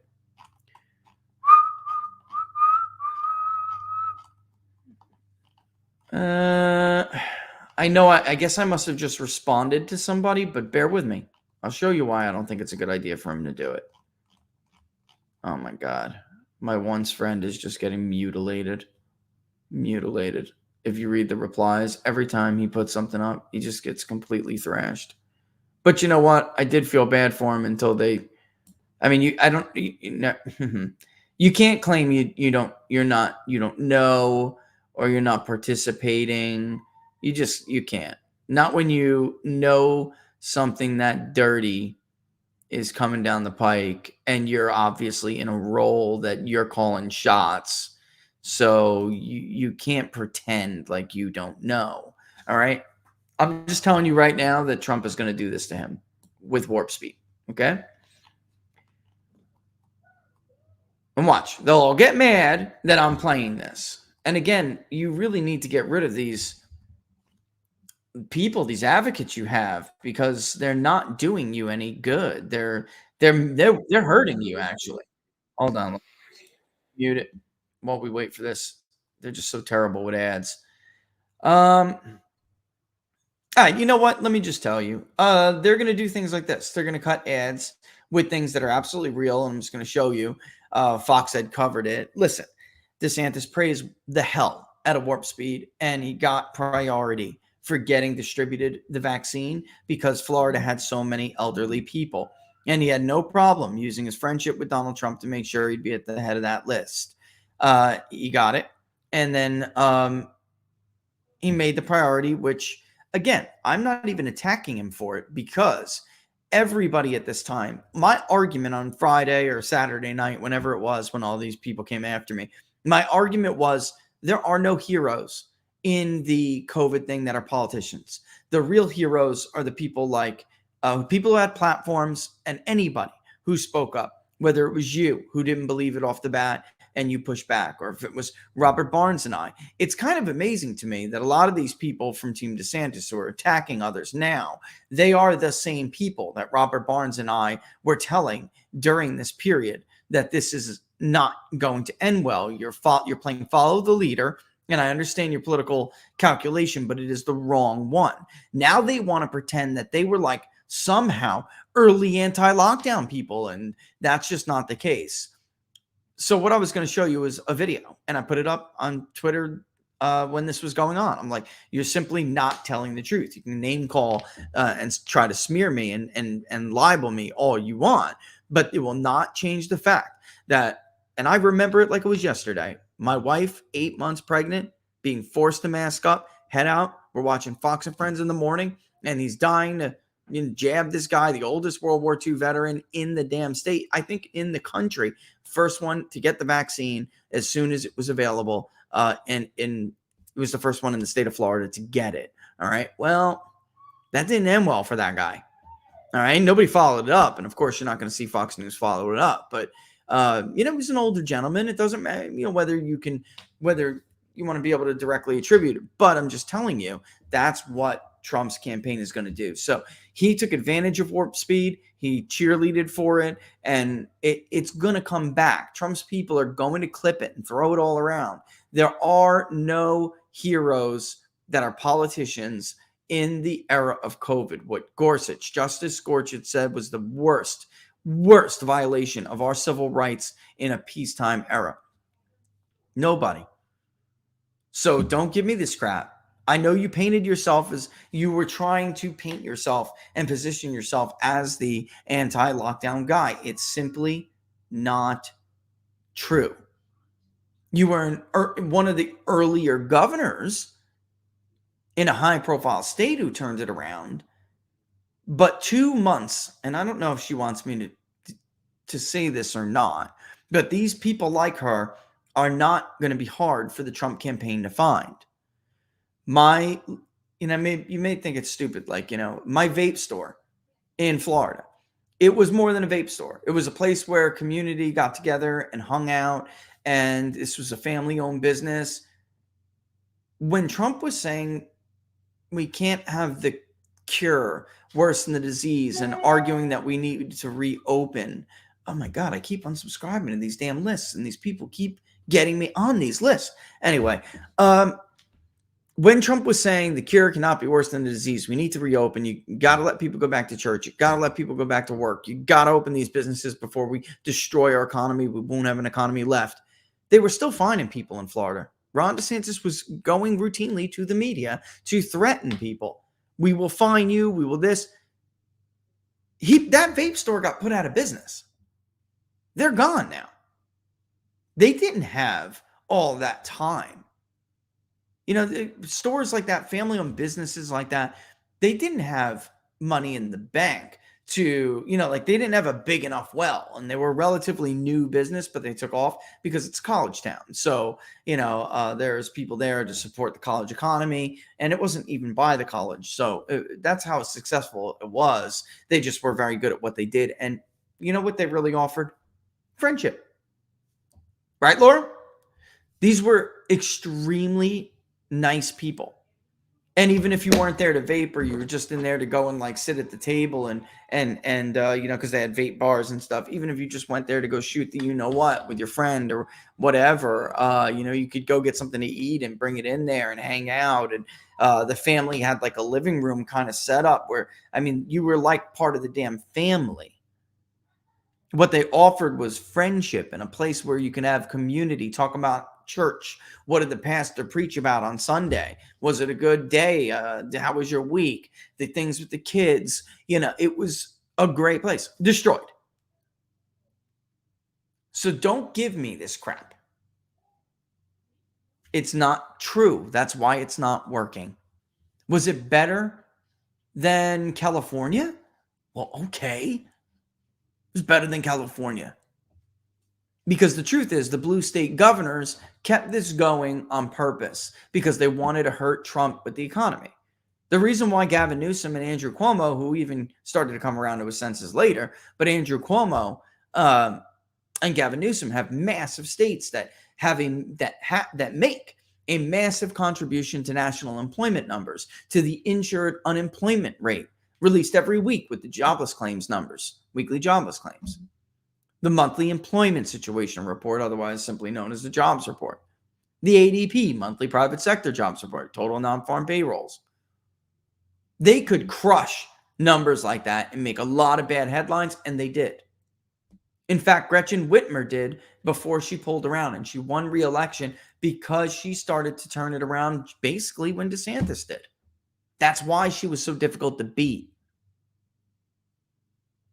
But for a long time, and I remember because we covered it, California, Nevada was really bad, but they're a smaller population, so it didn't impact the national numbers as much. California, Illinois, New York, Michigan, and Florida were the biggest contributors to the insured unemployment rate being basically destroyed. Historically poor. After being historically low for folks, it was some ridiculous amount, 110 consecutive weeks. The lowest amount ever. Until it would bob down 1/10 of a percentage point lower than the historical low. But I remember on PBD, this is what we did. This is what we covered. And it was every single week. The insured unemployment rate is again at a new low. The insured unemployment rate has maintained a new low. The economy was his Achilles heel. So the blue state governors did that. Oh, New Jersey was another really bad one. Connecticut. They did that to hurt Trump's economic record. But all these governors, damn near everyone, except for like one state that didn't really lock down, and I'm not sure I want to give her credit yet, but damn near all of them stayed locked down way longer than they ever should have. I understand fall for 14 days, 12 days, 13 days to slow the spread. But then everybody basically, that 13 days to slow the spread turned into 30 days to slow the spread, turned into a year to stop infections altogether. Actually, 13 days to slow the spread turned into 30 days to stop infections, which was just insane. And everybody went with it. There are no political heroes in the pandemic story. The real heroes, and if you do give a politician that, you're taking credit away from yourself. Because really, you're the hero.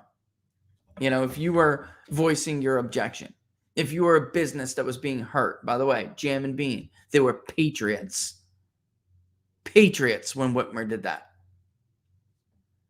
And if you were hurt by that, your business and your livelihood, and your family and your financial situation tragically ended escaped of eight. You are a hero. Not some damn politician who licked his finger and jabbed an old man. Odds RDS snaps out of it and punches out before his career crashes. Low. Steve Bannon went on to Fredericks. And you know what? I'll get you. Because Steve, I think what Steve's trying to do, he knows that what I was saying is 100% correct. We had talked about this 100 times. And I think that... Hold on. It's so slow. What is going on? Okay. Give me a second. I want to pull this video up.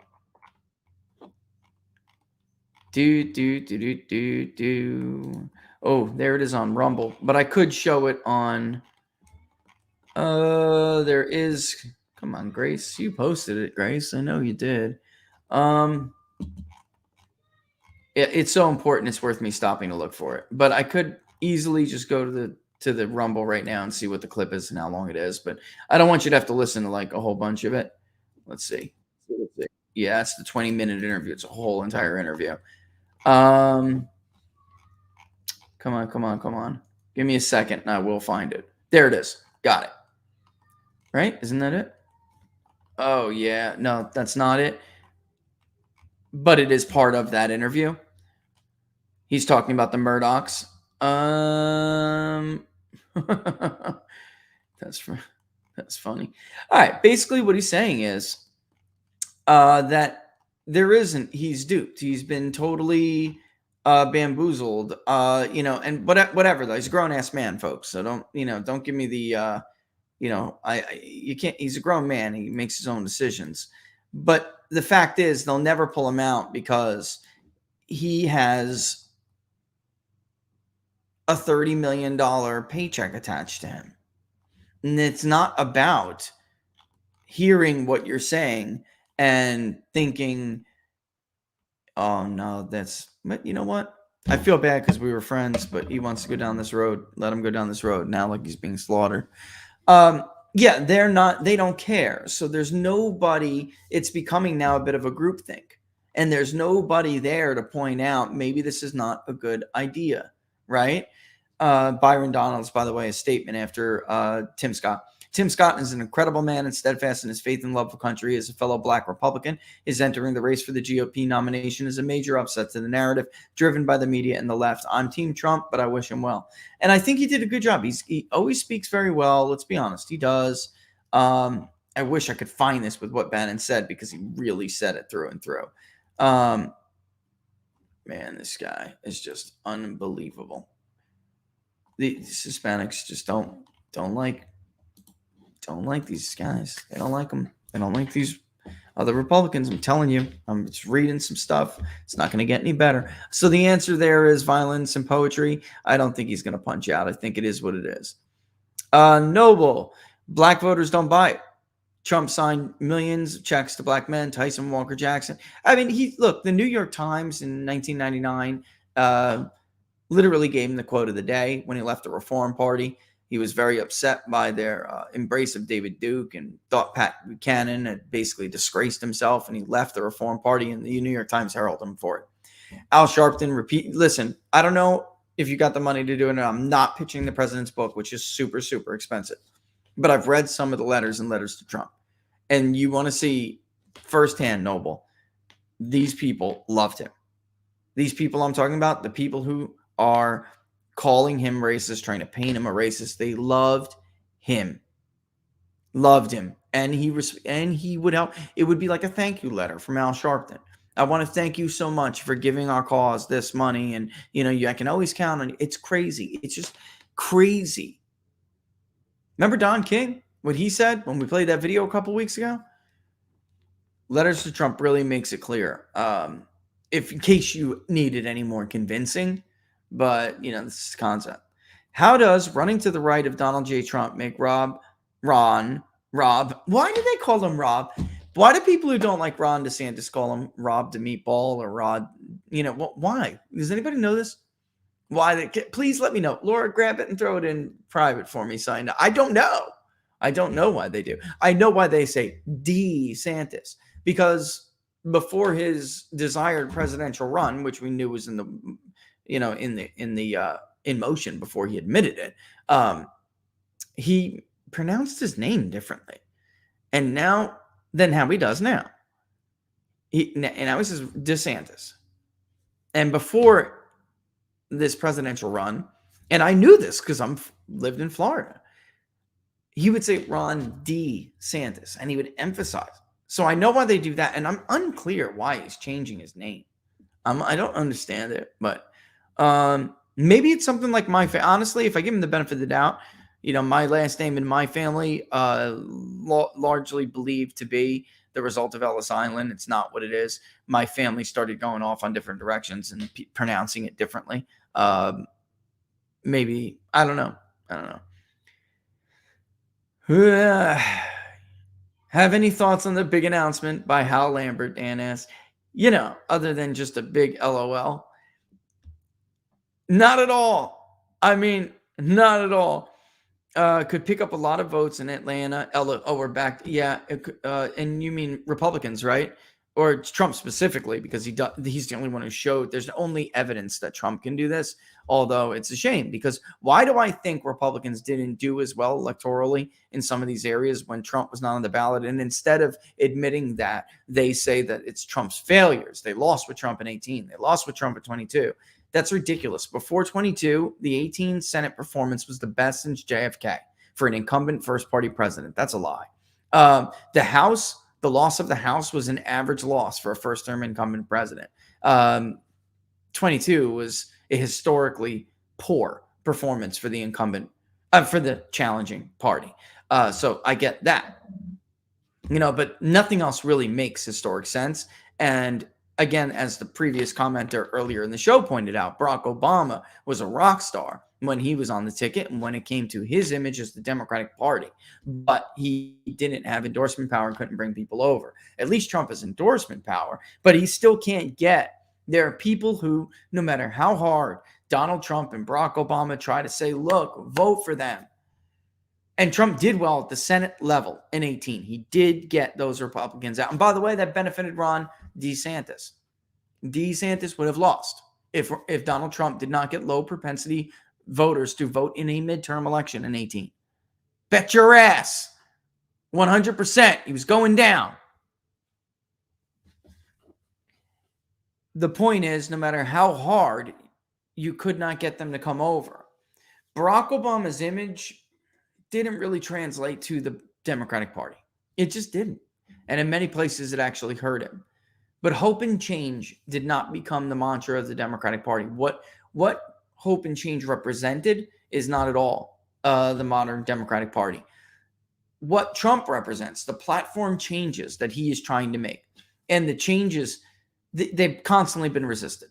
The new coalition changes I'm talking about, the platform changes and coalition changes, they have constantly been resisted publicly Like, these have been public divisions, public underminings, public challenges. So if you're a new voter, or you're a low propensity voter who may become a high propensity voter, or you're an old Democratic voter who now may become a Republican voter in Pennsylvania, in other places like this, in Macomb County, Michigan, which they lost. Only Trump carries Macomb County. Big deal. That's the Reagan Democrat, the home of the Reagan Democrat. Of course, there's been years and they're different Reagan Democrats, but that is literally the county they were talking about when they coined that term, when he coined that term. So, in a nutshell, the public underminings and the public challenges have led many of these voters to believe that Trump is just something different than the Republican Party, and that the Republican Party cannot be trusted. And that's why you have numbers like this. Again, I'm going to keep putting this up because, people want to make these counter arguments. They're not countering. They're deflecting and they're ignoring. They're avoiding. You cannot get around this massive chunk of this man's vote who will not vote for you. And your job was to convince them that you understood their grievances and that you were different too. Because you failed at doing that, you now want to label them cult members. You now want to smear them. Well, you're never going to get them. Somebody like Barack Obama runs against any of these guys. They're getting those voters back. Barack Obama's going to, whoever actually votes, Barack Obama's going to get him back. That's why Mitt Romney couldn't carry Iowa, Wisconsin, let alone Michigan and Pennsylvania. That's why Mitt Romney barely took back Indiana. That's why he, really should have been much stronger. That's why he lost the state of Florida.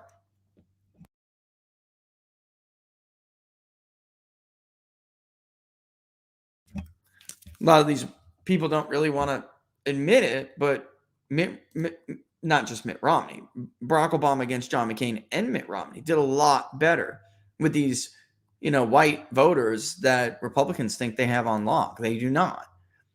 Let alone the non-whites who economically, culturally fit their same profile. By the way, viewership is dope today. Look, somebody said Bannonites, Republicans should thank Trump. They should be kissing his ass. Are you kidding? Can we be real? You don't have to you should have moved on already. Like a lot, Tim Scott's super nice guy. I think Byron Donalds' statement was great. But the truth is, if we're to believe what Tim Scott said to donors in 2020, which I ratted on him and reported, that he actually thought that it was the best thing for Donald Trump to lose 2020 before the election. He said this because he was damaging the Republican brand with non-white voters for a generation, and that we would never do any better with them than we're doing now. That's what he said. That wasn't true. And Donald Trump went on to win the most votes out of any Republican nominee. I'm saying all this not to defend Trump. I'm actually saying this to defend his voters who are never defended, and to defend the truth, because it is the truth. And I happen to respect the truth. You have to go back to Richard Milhouse Nixon. So the substance of what Tim Scott was saying, if we are to take him at his word, as a man of his word, the substance of what he was saying was incorrect. So what was your real beef, Tim? Because obviously you weren't telling the truth. You just don't like him. You're also a permanent fixture to the Wall Street banking class. They go to you every time they have a committee issue. Maybe that's the real problem, Tim. Why don't you just admit it? Just admit it.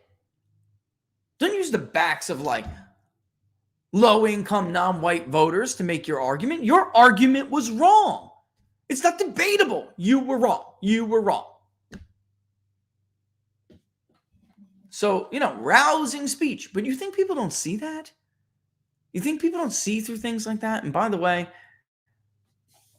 Alex Brusiewicz, who works for I think he works for Donald Trump. I'm going to imagine he does, just from how much he defends him. Trying to get him on next to somebody else who works for Ron DeSantis, which maybe we'll ask Steve Cortez or somebody like that. But I'm trying to get him on so these guys can be, can debate. I've asked other people from DeSantis, and it's not happened. But the fact is, he said today, Alex said that Tim Scott announces today, he's actually closer to DeSantis than DeSantis is to Trump. That's 100% true. And actually, in some congressional districts, Tim Scott's got, more support than more than Mike Pence. Let me just check one other ones here. Absolutely. Not much, but he's still ahead of him. Slightly behind Haley in one of these districts, and you're going to see it soon. Vivek is not doing well in this district, but you would expect that. Aisha Hutchinson, but Tim Scott's just ahead of Mike Pence, and he absolutely is closer to Ron DeSantis than DeSantis is to Trump. DeSantis is in a very educated district, 28 points behind Donald Trump. And Tim Scott is 18, so a full 10 points closer. So I can actually see that. That's why you have Glenn Youngkin and others chomping at the bit. And Ella Gray just went all around the world, though. And you said, could pick up a lot of votes in Atlanta with black males. Know some personally who changed their minds. Me too. I'll tell you right now, Ella was in a certain car dealership not long ago. And textbook example. Textbook. Younger, male, voted for Biden, was like, oh my God, the world's falling apart. Dying to bring back Trump. Then I'm listening while the maybe 35-year-old Hispanic female, married, was like, oh my God, without a doubt, dude. And I'm just listening, being quiet like a fly on the wall. No doubt. No doubt. Will Floridians still trust RDS? Will this open the door for one of Trump's kids to run? Well, I mean, he's already in for a second term. So I don't think he cares anymore whether or not the people of Florida will be upset. They still, when we polled Florida, their general sense was, I love him as governor. I don't like him as a president. This keeps up, but there were definitely some who expressed dissatisfaction. And that came down to him not liking some of the national, them not liking some of the national positions, him not reflecting some of their views nationally, but really a lot of it just simply came down to this is betrayal. And for whether or not the DeSantis people see that or not is on them. But there most definitely is, even in Florida, a big chunk of Republicans who think that this is betrayal. All right. So could it open the door for one of his kids to run? I mean, it wouldn't run against Ron because he's done. But I'll tell you what it could do. He'll lose political clout. And he's had a legislature. In Politico, there was that article I was telling you about. And what they were saying about this field growing. And maybe, do I have it here so I could read it still? Do I have it? Let me see if I can get the history of it. Yesterday, if I look yesterday, I was reading it yesterday again, just trying, but I believe it came out on Friday. Let me see.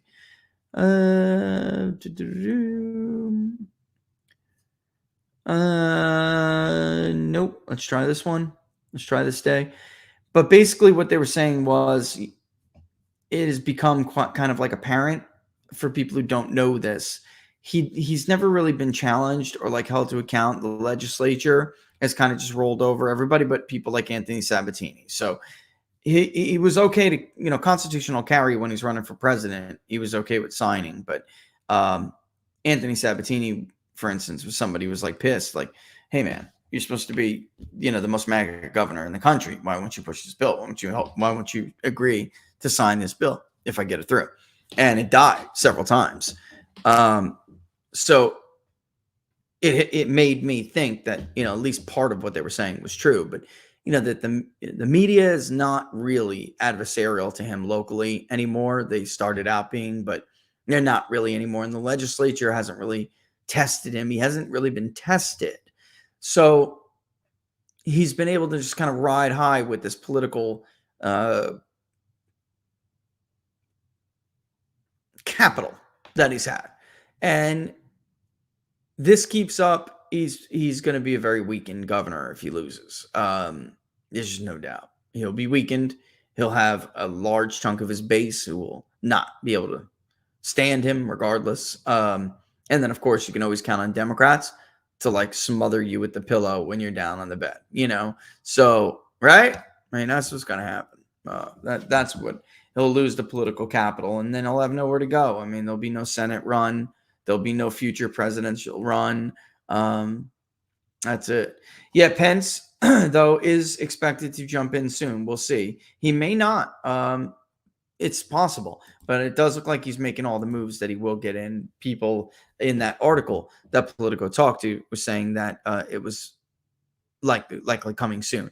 And they were even saying that Chris Sununu, somebody who was around his circle, Chris Sununu had said publicly after saying, I'm not going to run. He had just recently said it's 60% chance I'm running. And then somebody they had spoken with said, oh, yeah, he's running. So it will grow. The field will grow. And I just don't see how that helps the non-Trump wing at all. And Ron DeSantis, RDS, is trying to like out-Trump Trump in the Trump lane, which isn't going to happen. So he needs the rest of that lane. That's his lane right now. He's not out-Trumping Trump in Trump's lane. He's getting trounced in Trump's lane. He needs those moderates. He needs those liberals, and he's not getting them. And they're being split out among other pieces. Like he put himself out there too much to be like Trump to get those others. He's still getting some moderates off of it, even though, hold on. Let me look, for instance, nationally, he's getting killed with moderates. But just out of curiosity, in this very moderate, urban, very heavily urban district, let me see what's going on here. Load up. Let's go. Because I know we're running out of time. I'm getting hungry. We all got things to do. But I want to read this. Ideology. Nope, that's race, fool. Ideology. Yep, here we go. So let's take a look at moderate. And this is raw. Don't forget. So it's, first of all, very unsure. For 12% is unsure at this point. 13% someone else. And Trump and DeSantis are roughly tied at 27. Liberal. I think DeSantis was carrying liberal, but there's so few of them. Liberal. Nope. Trump's carrying them. Never mind. Moving on. Conservative.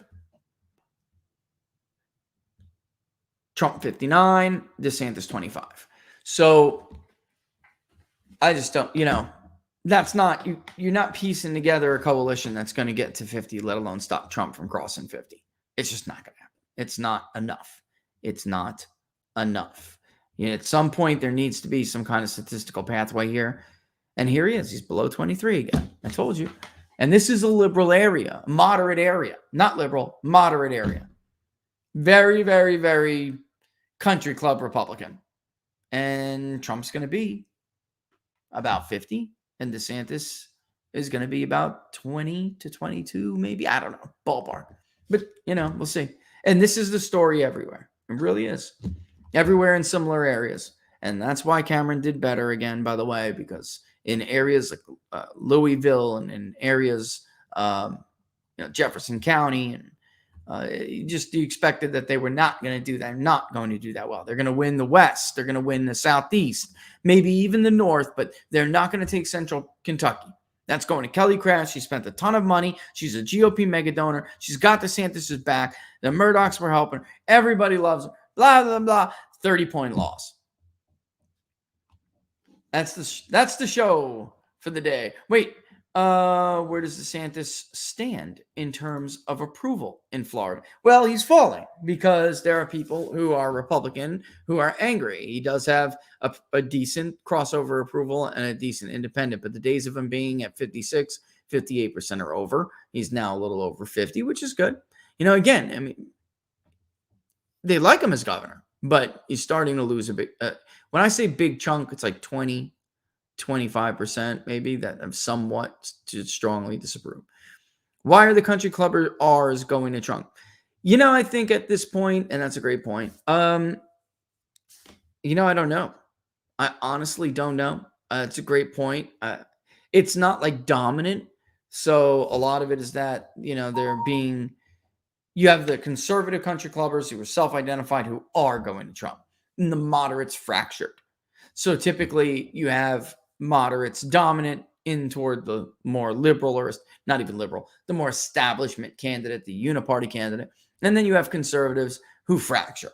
That's typically the way this goes. So you could have a moderate win like Horry County, but Horry County is Trump country. I don't know. They're more conservative, in an area like this. They're still kind of conservative, but they're most definitely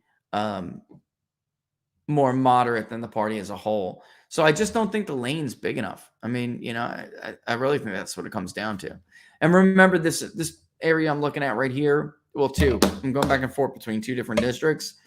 One is 66% conservative, very close to like a national primary electorate. The other one, the raw data is not, but it is about 80% conservative. So when you're winning that kind of dominance among self-identified conservatives, and the conservative electorate is at least 66, upwards of 82%, the mathematics aren't there. They're just not there. And you could truthfully get crushed by the moderates and still win. So I just don't see it. Hispanics, though, what I do see, a lot of Hispanics who want to vote in the primary, and African Americans, we were just talking about this.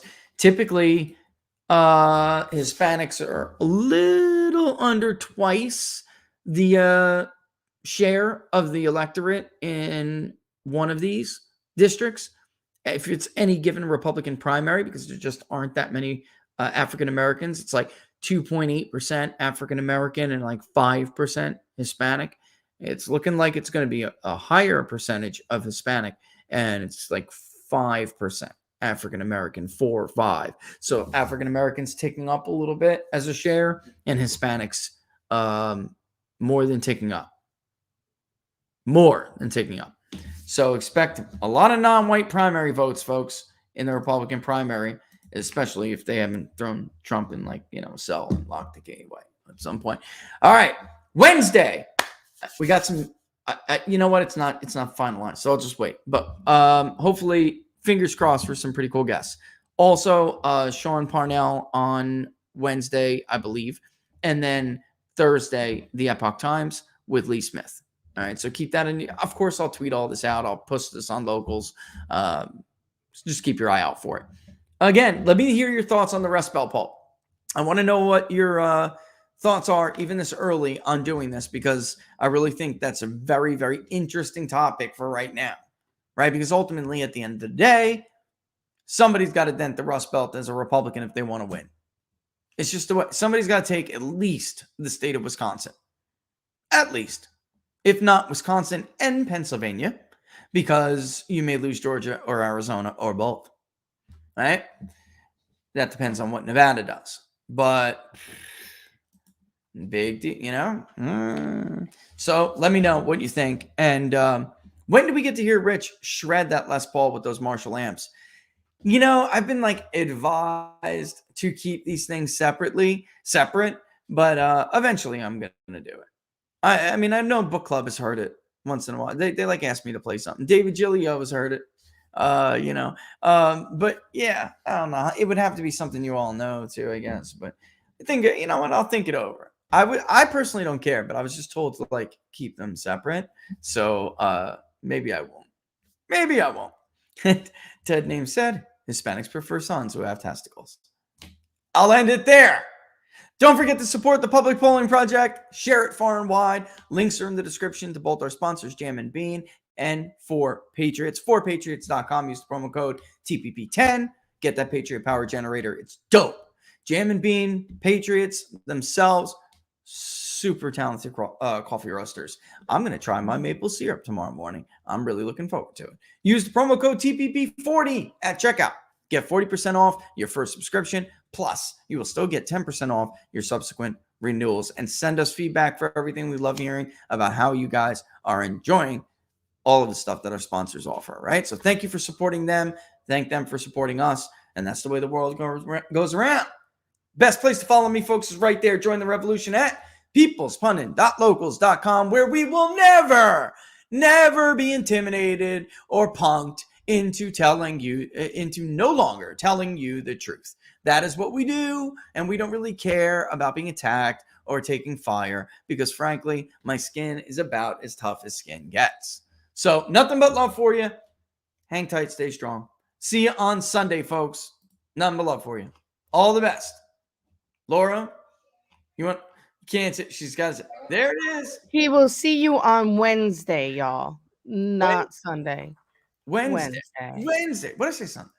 Yeah, I don't know. Louder. See you on Wednesday. Can't take him nowhere, people. Can't take him nowhere. I was thinking book club. Come on. Have a great and safe day. Blessed day, folks. See you soon. All the best. Deuces. It is.